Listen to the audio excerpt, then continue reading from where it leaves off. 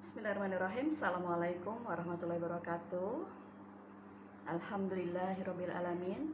Wassalatu wassalamu ala asrofil anbiya'i wal mursalin wa ala alihi washabihi wasallim. Rabbi shrah li sadri wa yassir li amri wahlul 'uqdatam min lisani yafqahu qawli. Amma ba'd.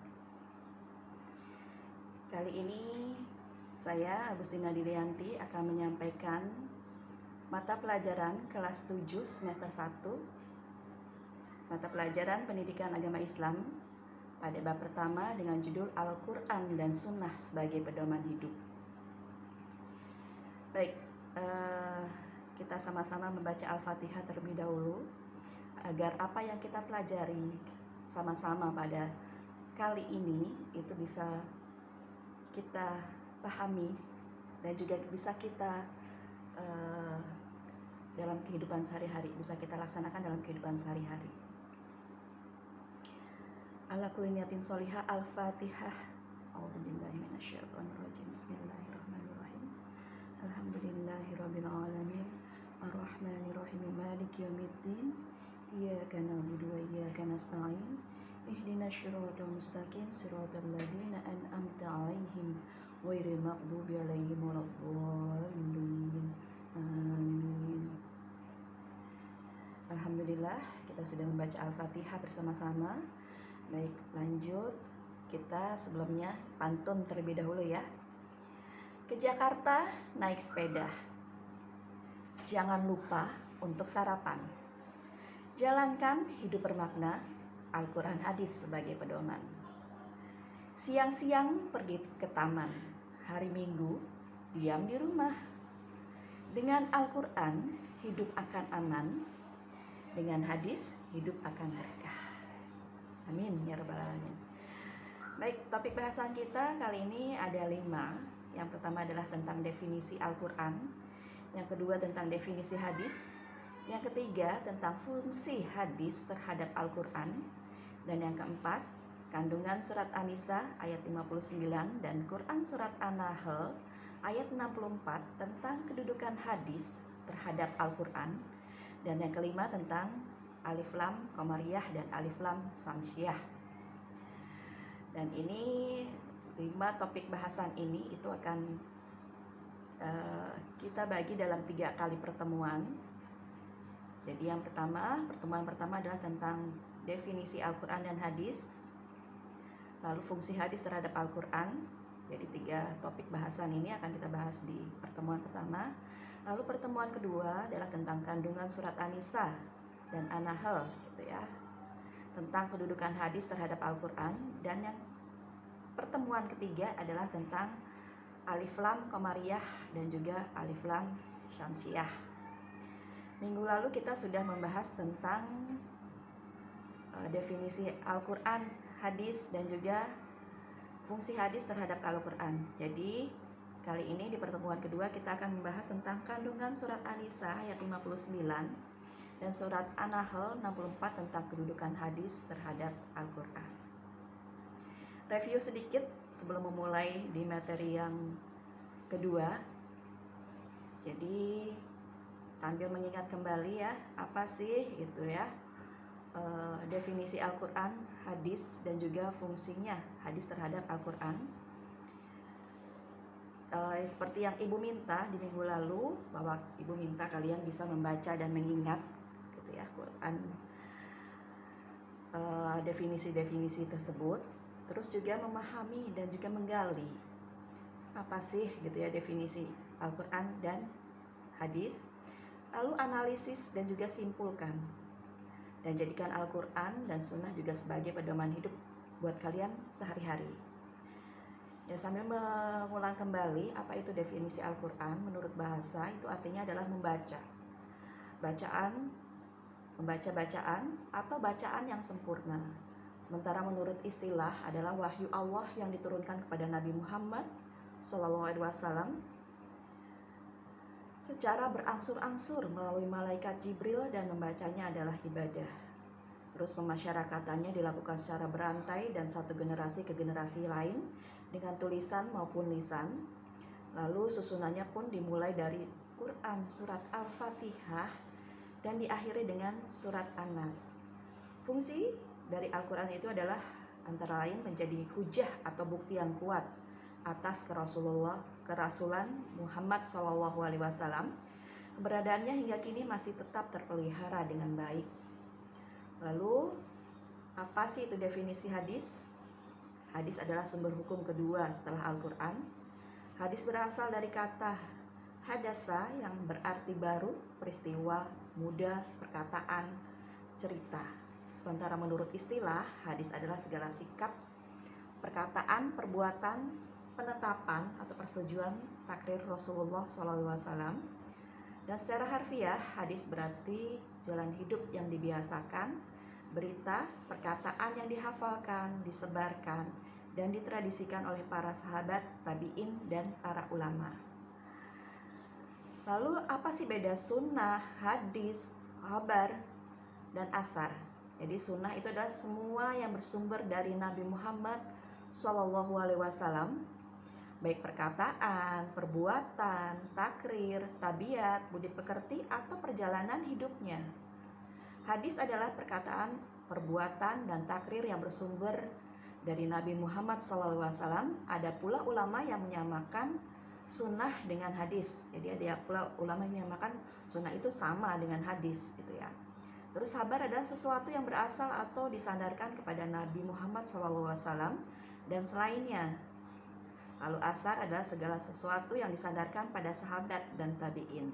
Jadi itu perbedaan antara sunnah, hadis, khabar, dan juga asar. Lalu fungsi hadis terhadap Al-Quran ada 4. Yang pertama adalah bayan al-takrir, yaitu memperkokoh isi kandungan Al-Quran.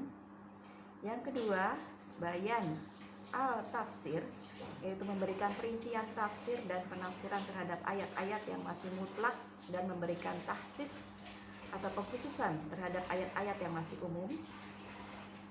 Yang ketiga adalah bayan al-nasakh, yaitu membatalkan ketentuan terdahulu sebab ketentuan yang baru dianggap lebih maslahat.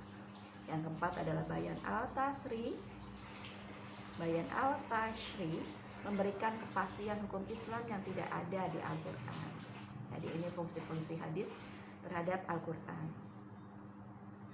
Apakah kalian sudah mengerjakan tugasnya? Yang pertama adalah pesan dari pantun.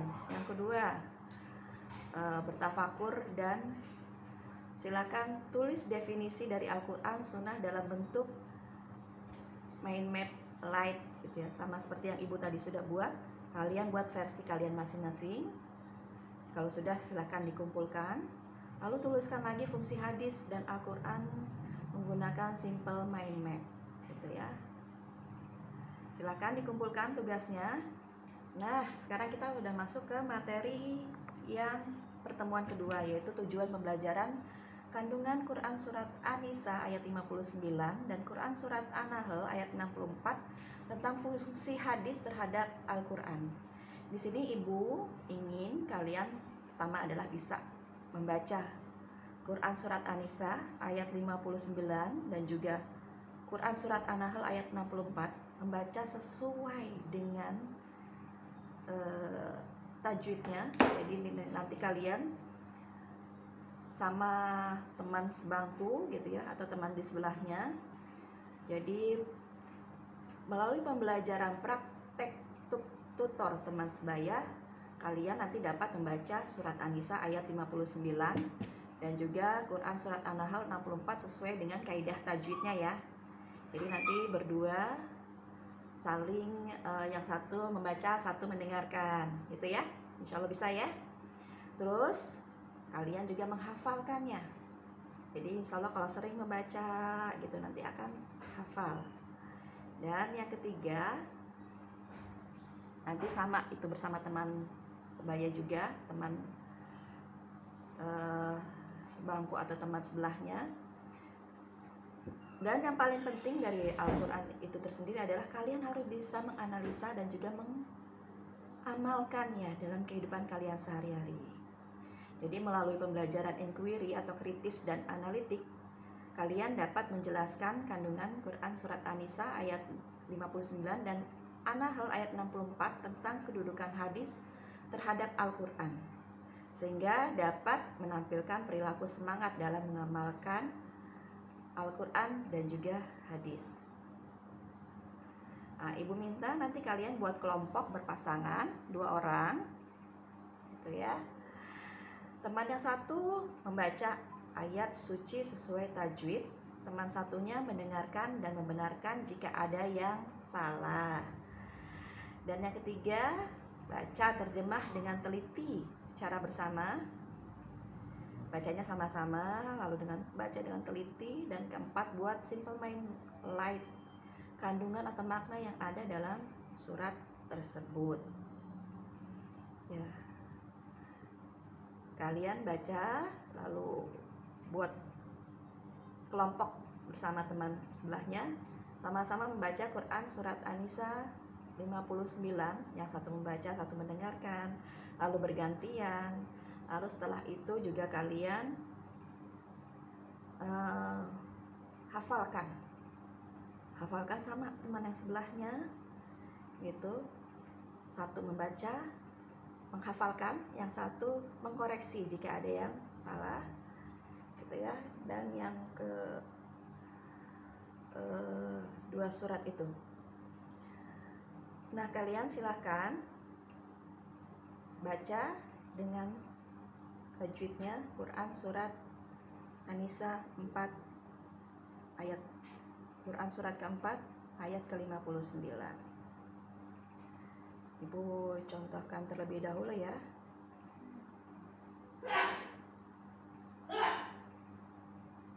An-Nisa ayat 59. A'udzu billahi minasyaitonir rajim. Bismillahirrahmanirrahim.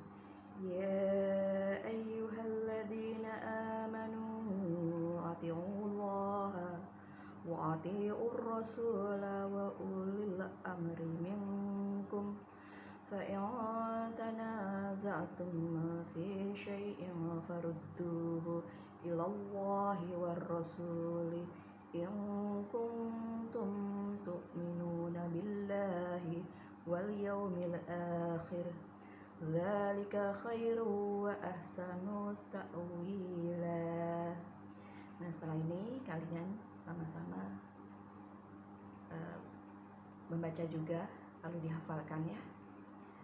Wahai orang-orang yang beriman, taatilah Allah dan taatilah Rasul-Nya, itu Muhammad, dan ulil amri atau pemegang kekuasaan di antara kamu. Kemudian, jika kamu berbeda pendapat tentang sesuatu, maka kembalikanlah kepada Allah, yaitu Al-Quran, dan Rasul atau sunnahnya. Jika kamu beriman kepada Allah dan hari kemudian, yang demikian itu lebih utama bagimu dan lebih baik akibatnya. Nah, setelahnya kita lanjut juga Quran surat An-Nahl ayat 64 ya.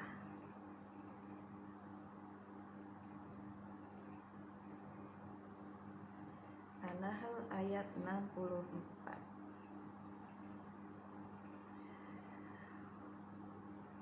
Wa ma anzalna 'alaikal kitaba illa litubayyana lahumul ladzi ikhtalafu fihi wa hudaw wa rahmatan liqaumin yu'minun.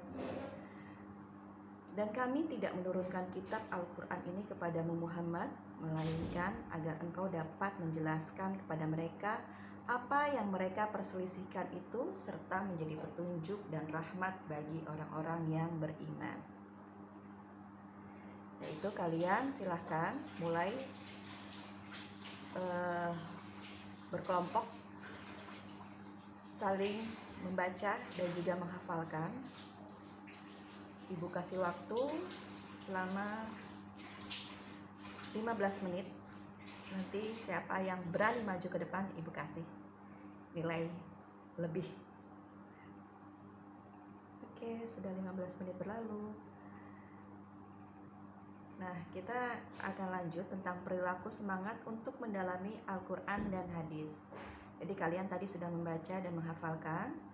Lalu Ibu akan menyampaikan tentang perilaku semangat untuk mendalami Al-Quran dan hadis untuk kalian amalkan dalam kehidupan sehari-hari ya.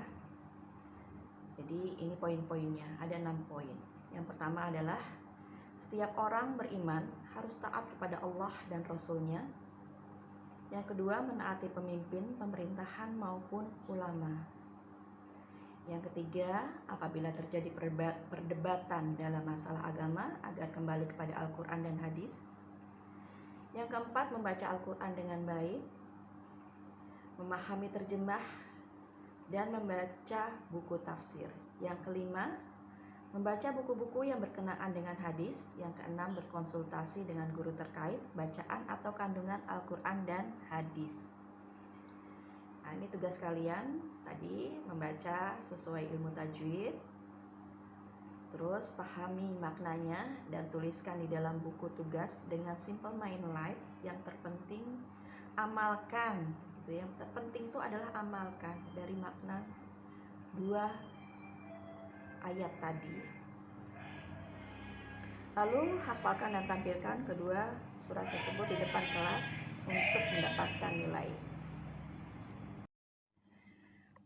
Nah, untuk materi dan pertemuan selanjutnya yaitu tentang tujuan pembelajarannya adalah tentang alif lam syamsiah dan juga alif lam qamariyah. Ibu ingin kalian membaca dan juga memahami apa itu alif lam syamsiah dan juga alif lam qamariyah.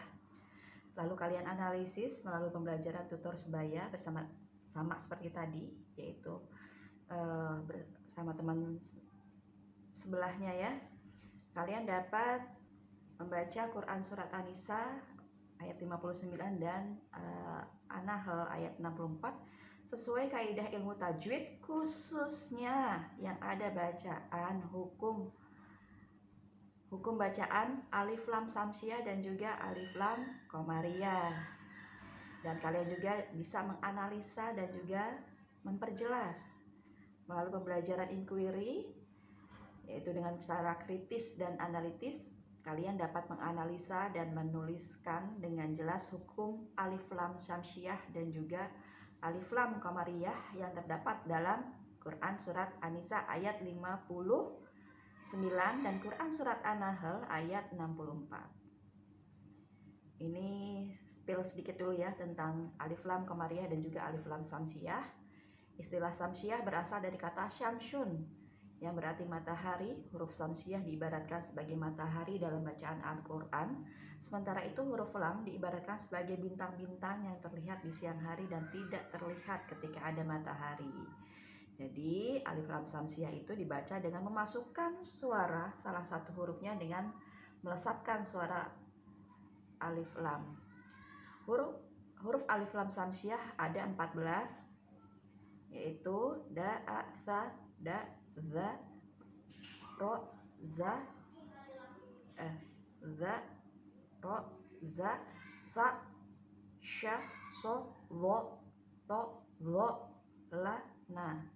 Nah, contohnya ini misalkan alif lam yang diikuti ro, jadi dibacanya ar-Rahman, tidak dibaca al-Rahman tapi ar-Rahman, jadi langsung masuk ke huruf ro-nya.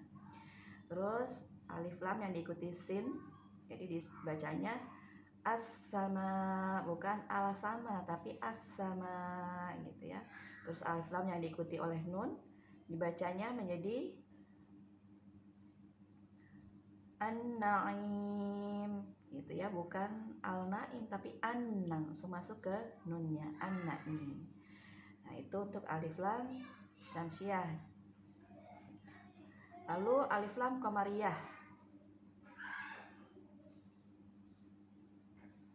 Alif lam qamariyah merupakan alif lam yang berhadapan dengan salah satu huruf alif lam qamariyah, dibaca jelas atau izhar, tidak melebur pada huruf yang ada di hadapannya. Jadi dibacanya harus jelas lamnya ya. Terus kata qamariyah berasal dari kata qamar atau yang berarti bulan. Alif lam diumpamakan bintang dan huruf qamariyah diumpamakan dengan bulan. Maka dari itu bintang akan tetap terlihat ketika terkena sinar bulan. Alif lam qamariyah adalah alif lam yang terdiri dari 14 huruf. Ini ada a, ba, o, ha, kho, ka, wa, kha, fa, ain, qaf, ya, mim, dan ha. Nah, ini contohnya ada alhamdulillah, tetap dibaca alhamdulillah. Al-maghdubi, alif lam diikuti huruf mim, tetap ya. Nah, nanti kalian pahami pengertian dan perbedaan alif lam samsiah dan juga qamariyah. Buat contoh untuk bacaan alif lam samsiah dan juga qamariyah yang ada di Quran surat An-Nisa ayat 59 dan An-Nahl ayat 64. Terus tandai penerapan hukum bacaan alif lam samsiah dan qamariyah. Tandain ya. Terus kerjakan tugas menggunakan tulisan tangan. Gitu ya. Tugas dikumpulkan. Ya, jadi ini tugas kalian. Silakan dibaca nanti di PPT-nya Ibu. Itu aja yang bisa Ibu sampaikan di mata pelajaran Al-Quran dan Sunnah sebagai pedoman hidup. Semoga Al-Quran dan Sunnah ini bisa menjadi pedoman hidup bagi kalian dan kalian amalkan dalam kehidupan kalian sehari-hari. Baik, sebelum menutup mata pelajaran pada kali ini, kita sama-sama membaca doa penutup majelis.